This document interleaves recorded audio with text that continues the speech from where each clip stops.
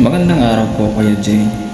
Una ko pong nakita ang channel nyo at alam kong nagsisimula pa lang kayo. Nainganyo ako magpadala ng sarili kong kwento dahil ako man ay nakaranas ng matinding depresyon noong ako'y nasa kolehiyo pa lamang. Ako po si Ann, 26 na po ako ngayon at wala pa ring asawa.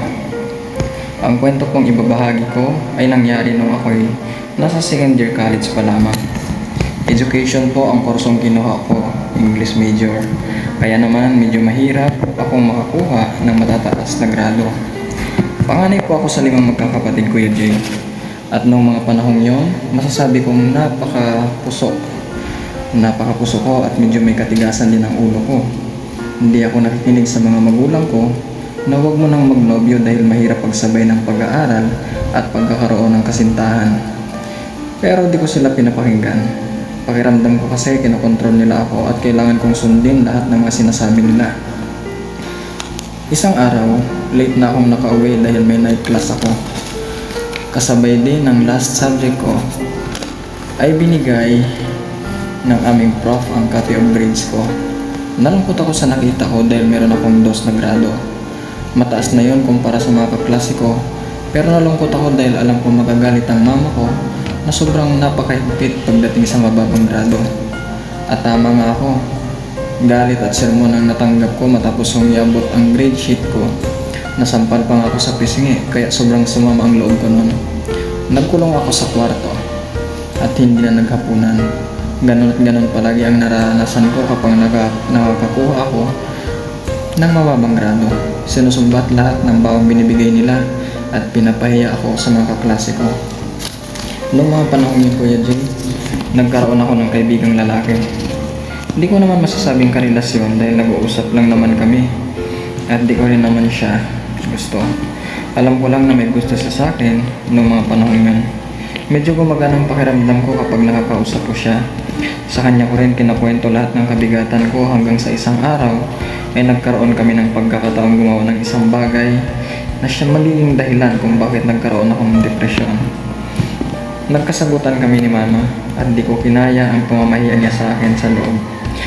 Sa loob pa mismo ng campus namin. Pag-uwi sa bahay ay kung anong masasakit na salita ang tinanggap ko mula sa kanila. Hindi ko kinaya ang mga yon at halos bumagsak ang katawan kasi sobrang sama ng loob. Tumakas ako noon at umalis ng hating gabi. Tumambay ako sa isang tindahan para magpalamig ng ulo. Hindi ko inaasahan na makikita ko pala roon si Roy, ang kaibigan ko. Sinama niya ako sa kanila dahil malapit lang naman ang boarding house na tinutuluyan niya. Hindi ko na naitago sa kanya ang mga hinanakit ko at napaiyak na ako sa pagkukwento. Kinomfort niya ako, Kuya Jay, at sa pagkakataong yon, dala din siguro ng emosyon ko ay may nangyari sa amin. Bagay na sobrang pinagsisisihan ko. Simula noon, iniwasan ko na si Roy. Nahihiya ako kapag nakita ko siya sa campus namin. Tumagal yun ng halos 2 buwan hanggang sa napansin ko hindi pa rin ako dinadatnan. Hindi ko alam ang gagawin ko nun, Kuya Jay. Hindi ko rin nakakausap ang mga magulang ko dahil natatakot na ako sa kanila kaya halos gabi-gabi na akong umuwi. Gabi na lang akong umuwi sa amin at diretso na agad sa kwarto. Isang gabi tinawagan kay Sir Roy para sabihin sa kanya ang nangyari. Ang sabi ko mag-usap kami sa personal. Pinuntahan ka siya ng sumunod na araw at ipinagtapat na 2 buwan na akong delay.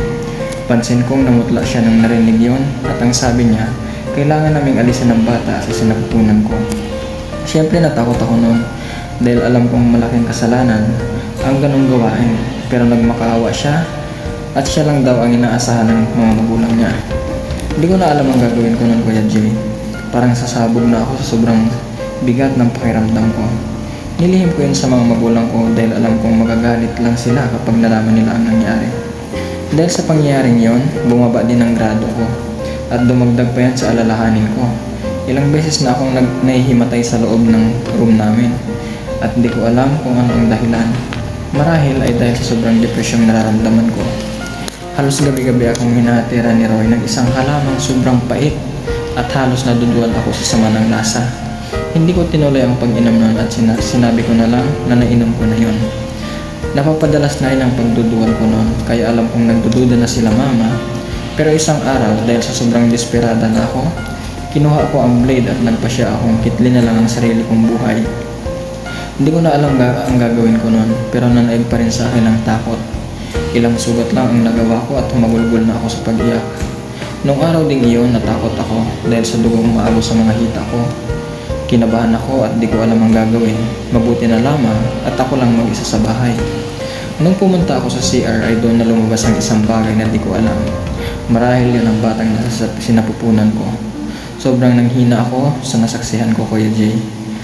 Nanindigan na kasi ako na itutuloy ko ang pagbubuntis ko, pero ganun ang nangyari. Oo, Kuya Jay, nawala ang bata sa sinapupunan ko. Hindi dahil sinadya ko siyang alisin, kundi dahil sa sobrang depresyon na nararanasan ko. Hindi ko alam ang gagawin ko. Hanggang ngayon ay binabangungot pa rin ako ng karanasang yun. Napapanaginipan ko rin ang iyak ng aking anak. Hindi ko na rin kinausap pa si Roy dahil nagalit ako sa kanya sa hindi niya pagkakaroon ng paninindigan. Sana po ay matulungan niya ako, Kuya Jay, na malampasan ang depresyong nararanasan ko. Umaasa akong isang araw ay makakamove on din ako. Hanggang dito na lamang po ang aking kwento at sana po ay matulungan niyo ako sa aking problema dahil halos gabi-gabi po akong binabangungot ng karanasan yon. Maraming salamat po at nawa ay marami pang mga katulad ko ang magkaroon ng lakas ng loob na makapagbahagi ng kwento sa inyo pong channel. Maraming salamat po at mapagpalang umaga po sa ating lahat.